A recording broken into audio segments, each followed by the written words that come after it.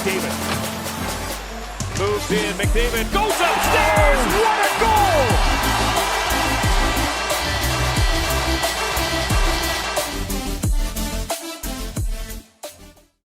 Hey guys, how's it going? It's Etanyos here. Welcome to episode number 4 of this NHL 21 Edmonton Oilers Franchise Mode here. If you guys missed last episode or any episode in this series so far, make sure you go up into the top corner of the video right now. Click the link or the card there. It will send you to the entire playlist and you can get caught up on whatever you missed. Also, if you are new to the channel, make sure you go down below. Consider subscribing if you enjoy NHL content. We're releasing it weekly here, 3 times a week to be exact. And also, leave a like on the video if you enjoy it. Subscribe to the channel if you're new and do all that good stuff. Anyways, let's jump into the video. Alrighty guys, so to start things off, we have a couple comments here that I'm just going to read off quickly so you guys can kind of get caught up on what's been going on here from the subscribers lately.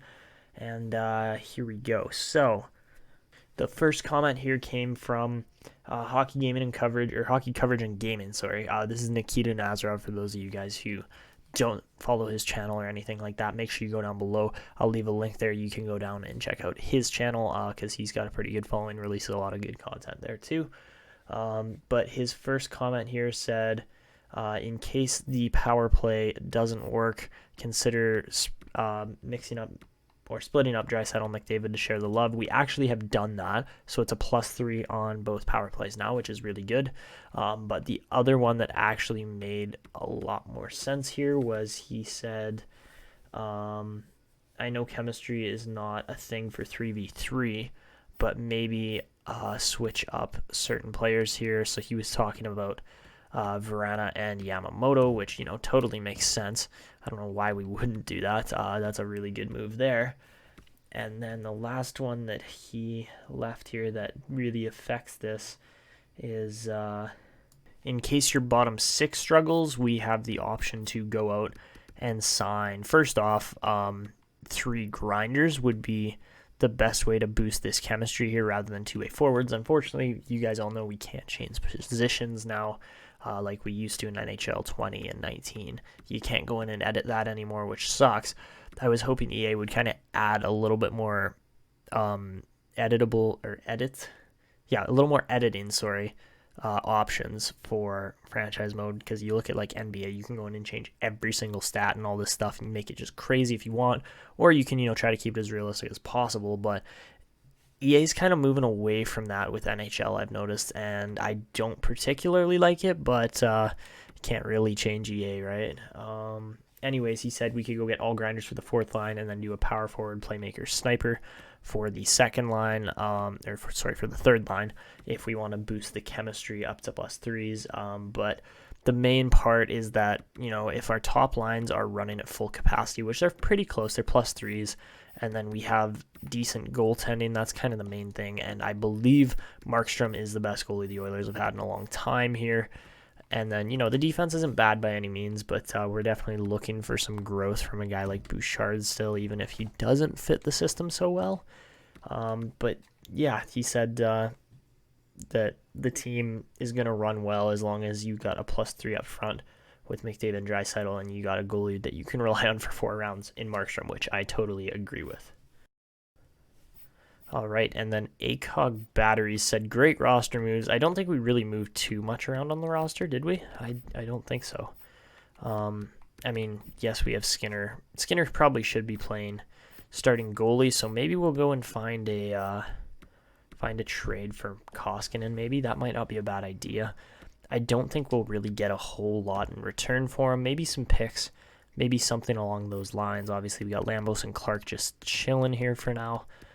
But let's go and just see what Koskinen's value is looking like in the marketplace at the moment. I think this is a good thing to test. So we can get a 3rd and a 6th rounder in this year's draft. I think that's probably the best offer we're going to get. It's really more just dependent on which team do we go for, whether it be, well, actually, who else do we have? We got Gudas and we've got Tarasov, actually. How good is Tarasov? I'm interested in that. How good a goalie is he actually? He's a medium starter, 22 years old already. I think we're going to pass on that one. That just that doesn't make sense to me to go out and get a 22-year-old 70-rated goalie when we got a guy like Olivier Rodrigue in the system already. And we have better starters anyways, too. So, Carolina, Winnipeg, or Washington. San Jose is not in the question there because they're not offering a third this year. I would say the team that we're probably going to get the best results from as far as picks go this year would be, I think, Winnipeg, because Koskinen isn't going to change too much. If Hellebuck plays well, then the picks don't go high, but you never know. It's Winnipeg, right? So let's trade Koskinen to Winnipeg and, just edit out the minors here, I believe. I don't know why it made me go to roster moves. It shouldn't have, but it did.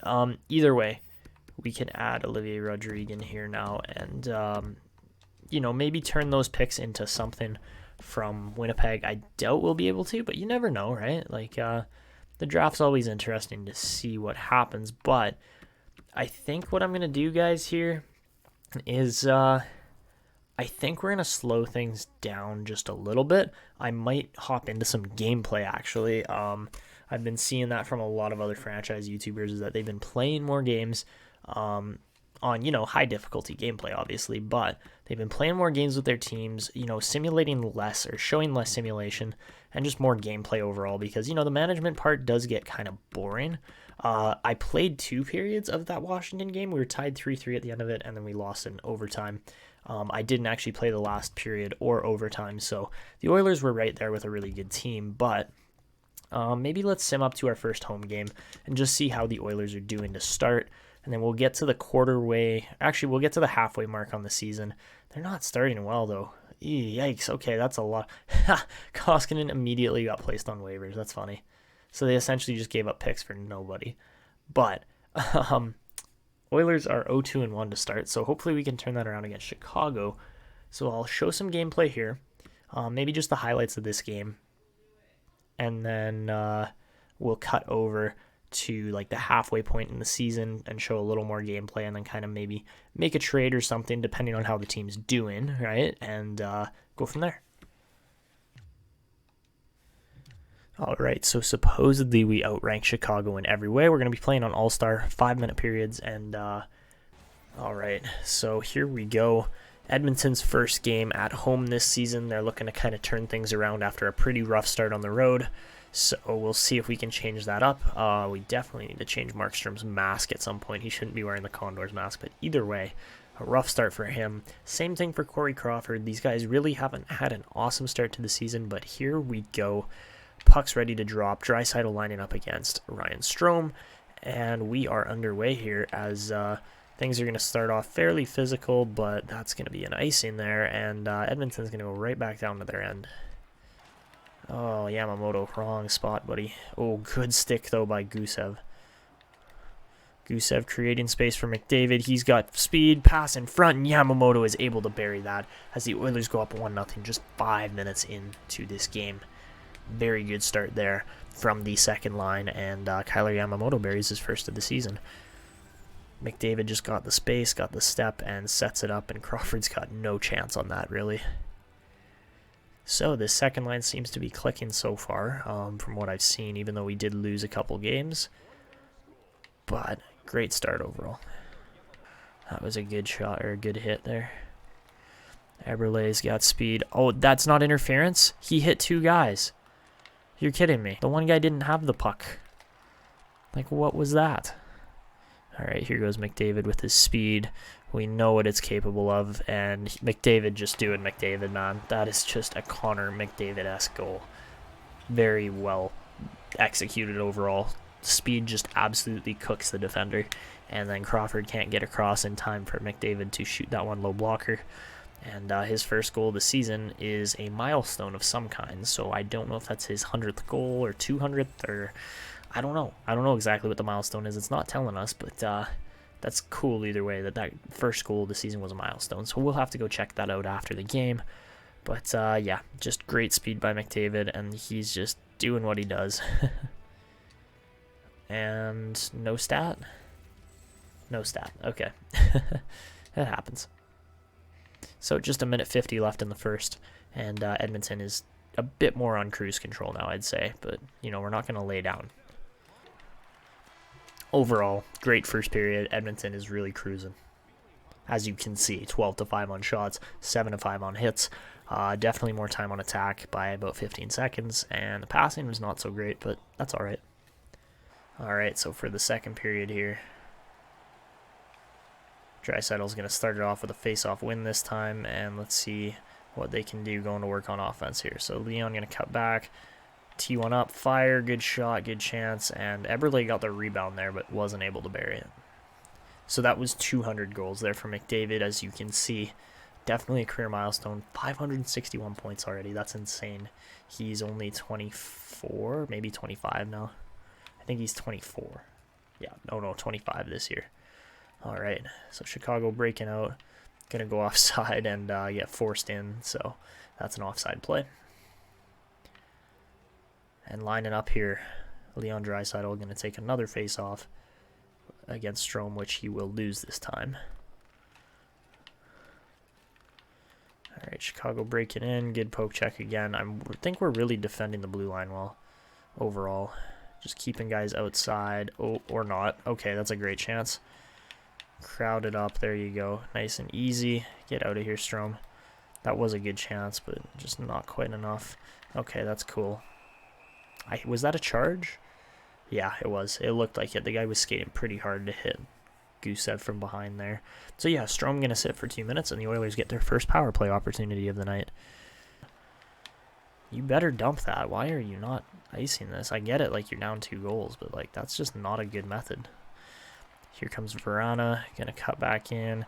Toe drag, and what a snipe. Jacob Vrana, what a goal. That is what we were looking for from a sniper-esque player like him. That was just fantastic. What a shot, and definitely proven that he's going to be a goal scorer on this team. So makes Strome pay, makes the Blackhawks play, and the Oilers go up 3-0 here. Definitely cruising now for sure. Just a really solid first half of the game here from Edmonton. All right, Cleflo, I'm going to pick this one up. Over to Connor, who's, again, just going to burn defenders with speed. This is ridiculous. And, yeah, just no chance, really, for Chicago, man. McDavid has really shown off his skill and his speed here with the setup and the scoring. He's just done it all tonight, and Vrana gets his second goal of the night, third of the season. He just in the right spot at the right time, right? And that's a goal all day. So I'm playing on All-Star, guys. I swear to God, but we're just cruising right now. Okay, can I not just, like, what? How is that in the net? Are you serious? Man, that's an 85 rated Jonathan Toews. He's getting old. That's a lower rated Jonathan Toews scoring on a higher rated Markstrom. That makes no sense because he beats him near side. Markstrom has it covered, too. I swear. Man, you can tell I'm still a little salty that Chicago even beat Edmonton in the play-in, but that's a bad penalty by Vrana. I don't know if I even tripped him, but I guess I did. But, like what? What? How does that go in, man? I swear to God that took a deflection. I really think that did. Like, that did not look clean. Interesting. Okay. Don't ask me how that one went in, because it looked like the puck kind of just, like, just changed angles there. I don't know. The game's having its fun, so, oh well. So period 2 is over. Overall, I'd say the Oilers are really playing well for the most part. We get up from 2-0 to 4-1. Better period for Chicago too, I'd say. But 28-11 in shots. It's not really even close. And McDavid's got 3 points on the night. Jeez. So here we go. Third period about to get underway. And Edmonton's playing Edmonton hockey. I like how they're playing. All right, so face-off by Marody is lost that time. That happens. All right, good play there by Bouchard.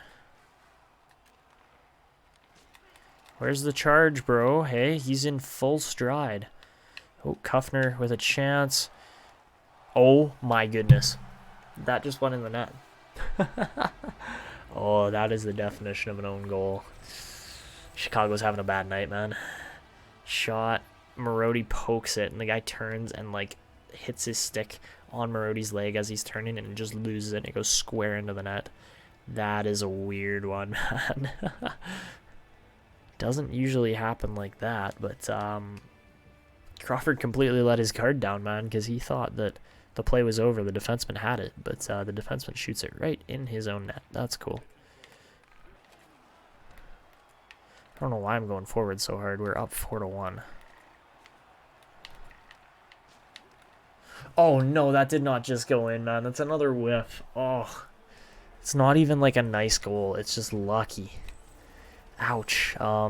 We shouldn't be giving that up, but we are really helping out Chicago's power play numbers here tonight. They shouldn't, like... Yikes, okay. That's bad. Anyways, 5-2 now. And there you go. Edmonton's going to take their first home game 5-2. Pretty solid game. I really think it should have been about 8-2. Not going to lie. The Oilers were all over Chicago in this game, but you guys saw by the highlights, and the stats will show it here at the end for sure. But a good first win there at home, 39-15 on shots. That's insane. McDavid, 2 goals and an assist, or 1 goal, 2 assists. Sorry, Vrana, 2 goals at home in his first game. I think the Oilers fans are gonna like Jakub Vrana here. Like, he's looking good.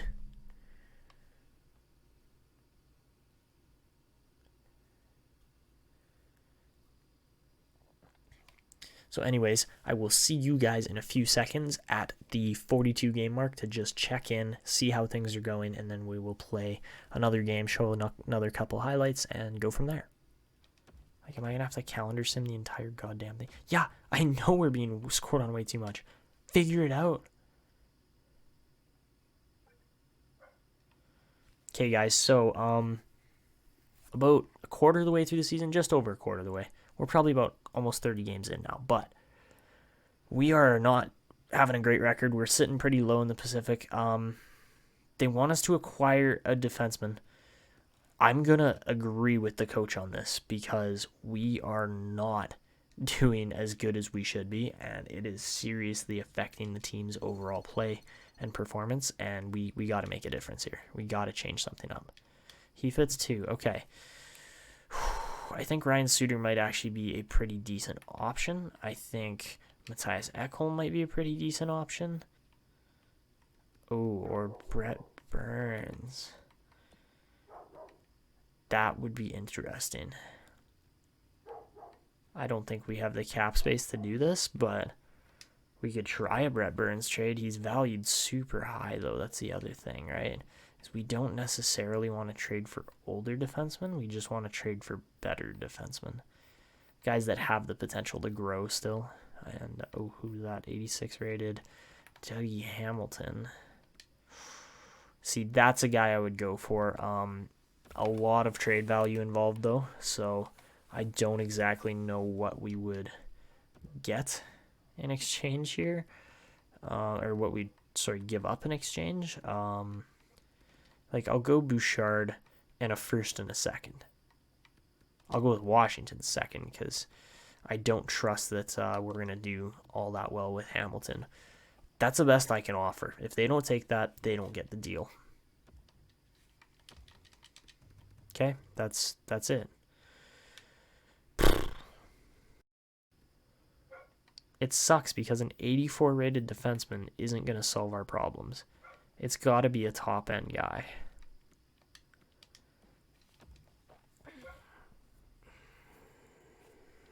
Ekholm is available. Montreal is selling.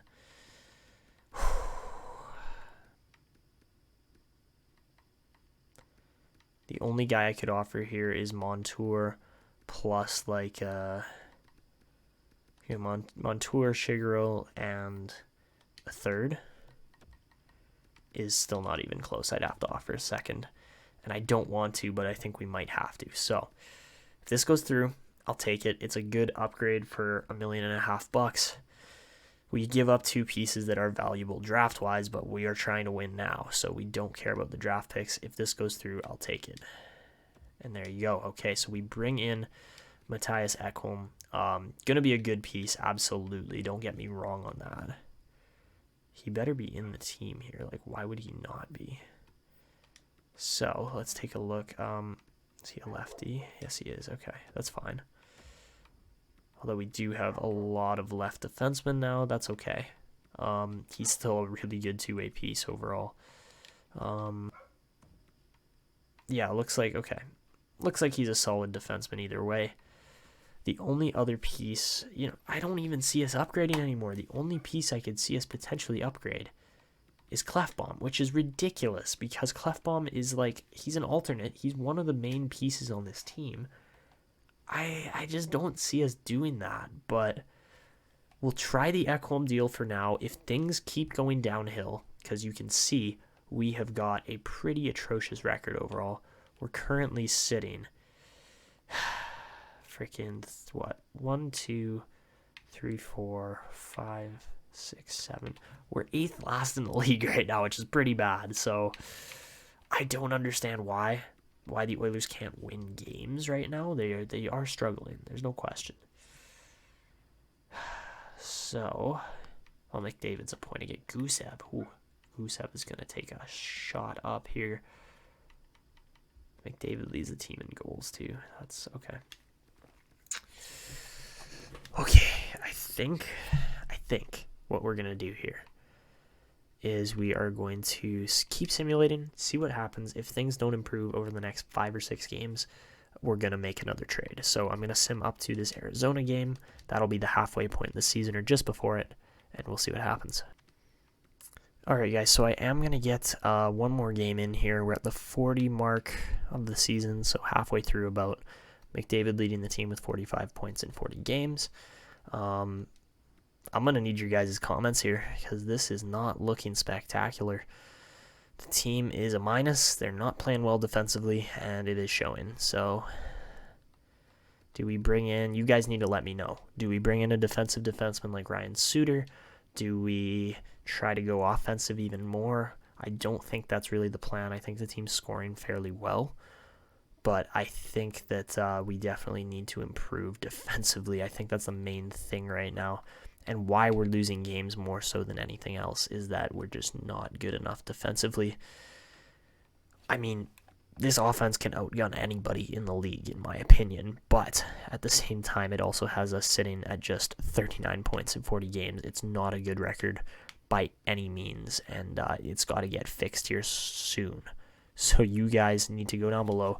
Leave comments, drop them right now for which defenseman you think we go for. Brett Burns, Ryan Suter, somebody else like Dougie Hamilton maybe, I don't know. But Edmonton needs a fix here. And the defense just hasn't been good enough. So I'm going to hop into this game against Carolina. We're going to sim the first period or two, see what happens. And then that will essentially wrap up the episode with a little bit of gameplay at the end here for sure. So let's just see. Let's see. Carolina's got a much better record than us at the moment. We start off up 2-1. Not bad. 2-2 game heading into the third. We want to win this, obviously. So, yeah. Carolina's not necessarily a better team than us, but I guess they are. All right, so here we go. Third period. See what the Oilers can get done. And this should be interesting. So, Draisaitl going to start off winning the faceoff. And Edmonton's going to take immediate puck possession here in the... Oh, yeah, that's a great pass. God, Svechnikov's creative, man. That's a great goal. Yikes. Okay, Carolina's come to play here. So 30 goals on the season. Are you kidding me? Holy crap. Aho's got 30 and 40. That's insane. Am I the only one seeing that? That's ridiculous, man. Jeez. Oh, okay. Clefbaum's breaking up the middle. No biggie. Nice pass and gorgeous goal. Oh, that was nice. Just a really good passing play and breakout. And it converts into a very good offensive chance in a 2-on-1. And Yamo finishes it, which is what we expect from him. That's a great pass, though, by a defenseman in Clefbaum, man. Like, what? That's gorgeous. Okay. Anyways, game's tied up at 3-3 now. That's where we want to be with 15 minutes left in the game. Good poke checks, boys. Yeah, you better not. Okay, or do give McDavid space. Oh my goodness, man. How has he not finished that? Over on a great check. And gets tripped. Nice. That's what we like to see from speedy wingers, is them drawing penalties, right? Like, that is the best thing they can possibly do. Okay. We're not looking too bad here, actually, I'd say. I think we're doing all right. Good face-off win. Eberle cuts the middle. That's something I need to change, is Eberle's offhand there, I guess. I can see what Nikita was talking about, and I don't think I changed it. But, oh, the playmaking ability. Connor McDavid is very Gretzky-esque in his playmaking. I mean, obviously, he does create a lot more with speed, but my goodness, some of the intricate passes he makes, like that one. Oh, they're just gorgeous. We make Carolina pay on the power play. That was just a sexy pass, man. Oh, over the stick, square on Eberle's tape, and we are up 4-3 all of a sudden. Down to the last minute here. This is real close. Oh my goodness, that's going to go in. Oh, it's not. What a big save. Cooper Marody gets it done at the biggest time. Oh, the goalie's going to stop that. Oh, he took a trip. You're kidding me. And Teravainen's in, and Sve. We're giving a point to Carolina. That's literally what we just did. I'm done. Man, come on.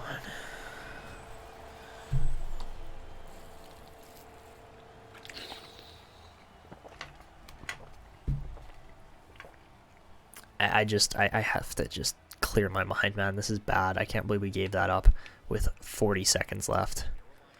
All right, McDavid's just going to get hit from behind. That's all cool.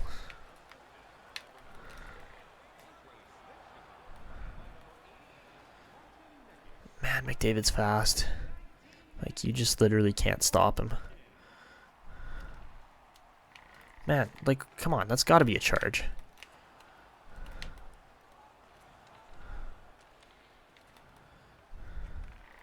Come on, man. You can't just knock every single player of mine off the puck. It's annoying.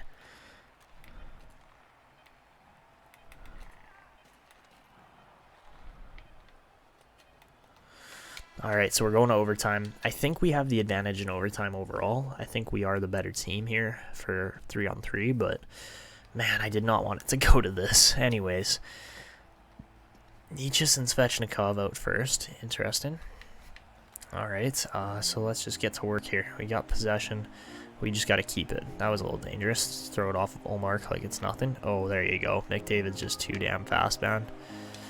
He's just too fast. I'm telling you. When McDavid's got space, it counts. He makes it count. Anyways, so there you go.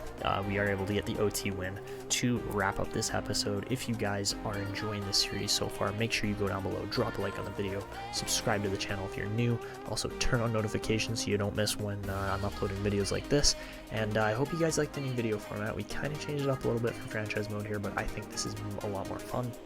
And that's going to be it. This is Etanyos signing out. And see ya.